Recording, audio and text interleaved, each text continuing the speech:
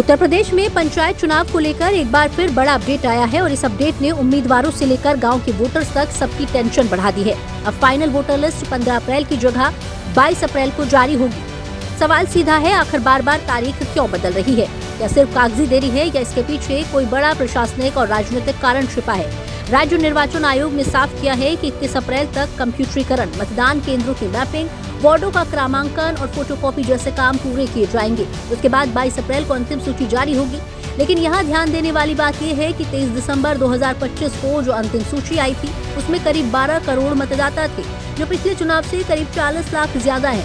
यानी इस बार चुनाव का दायरा भी बड़ा है और जिम्मेदारी भी। ऐसे में सवाल उठता है कि सिस्टम इस बढ़े हुए बोझ को संभालने के लिए पूरी तरह तैयार है।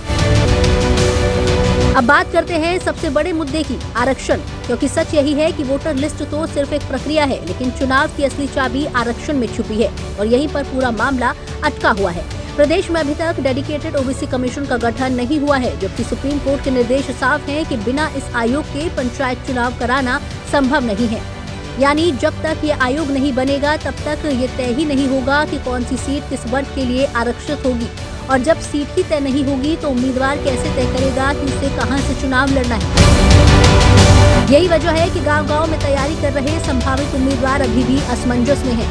वे प्रचार करें या इंतजार करें, रणनीति बनाए या स्थिति साफ होने का इंतजार करें।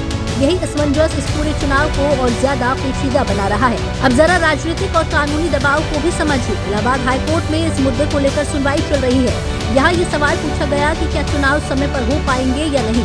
संविधान के तहत समय पर चुनाव कराना जरूरी है, लेकिन जब तक आरक्षण का फॉर्मूला तय नहीं होता तब तक चुनाव कराना भी नियमों के खिलाफ होगा।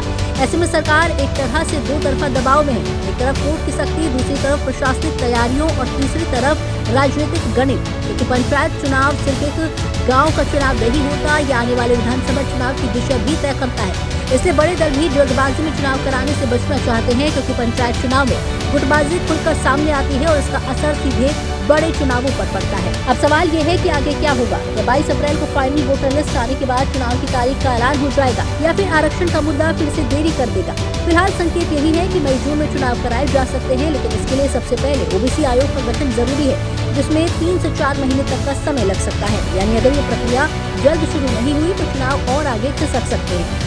गांव में हलचल तेज है, उम्मीदवार तैयार है, लेकिन सिस्टम अभी पूरी तरह तैयार नहीं दिख रहा।